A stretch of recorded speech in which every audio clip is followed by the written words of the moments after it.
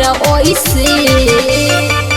तोहर ओठ लागे सुगा के ठोरे जैसे रानी ठोरे जैसे। तोहर ओठ लागे सुगा के ठोरे जैसे रानी ठोरे जैसे।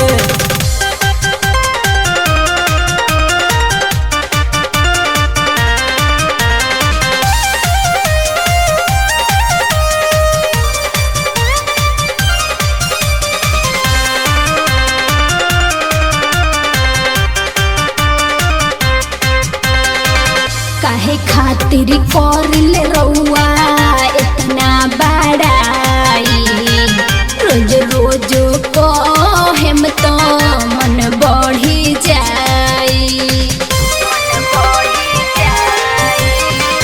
तुही हमार दर्द हऊ तुही दिल के गोली, हंस के बोल रानी मीठ लागे तोहर बोली। जानी दूर से बोलाई तनी भीरी हमरा आई, सच बोला तनी राजा रउआ हंस के बताई। जानी दूर से बोलाई तनी भीरी हमरा आई, सच बोला तनी राजा रउआ हंस के बताई। करी रउआ पर भरोसा बोली हम कैसे।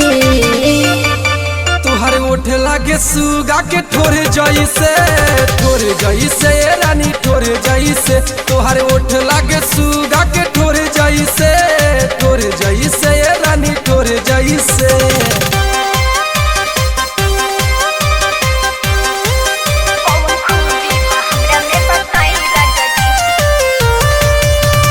Music by Ranjeet Sahni.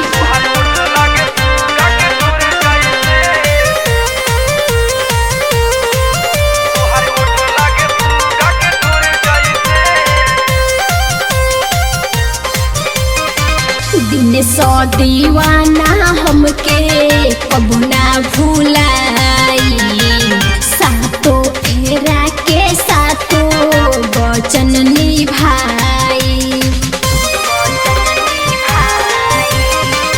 रूपा राज तुहरे बानी तुहके ना भुलाई, अगिला जन्म में फेरू तुहरे बन के आई। खाके क्रिया कहीं कब छोड़ब नहीं साथ, दुनू जाना जियल जाई धके के संगे हाथ। खाके क्रिया कहीं कब छोड़ब नहीं साथ, दुनू जाना जियल जाई धके के संगे हाथ। अब राखी ख्याल हमार सही से।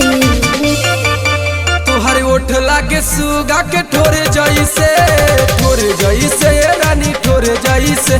तोहर ओठ लागे सुगा के ठोरे जैसे रानी ठोरे जैसे। कौन खूबी बा हमरा में बताई राजा जी, तबे कोरा में हमके उठाई राजा जी।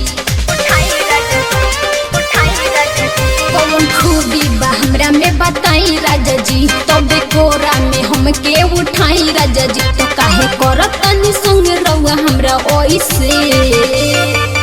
तोहर ओठ लागे सुगा के ठोरे जैसे रानी ठोरे जैसे। तोहर ओठ लागे सुगा के ठोरे जैसे रानी ठोरे जैसे। आर के रिकॉर्डिंग स्टूडियो गोपालगंज।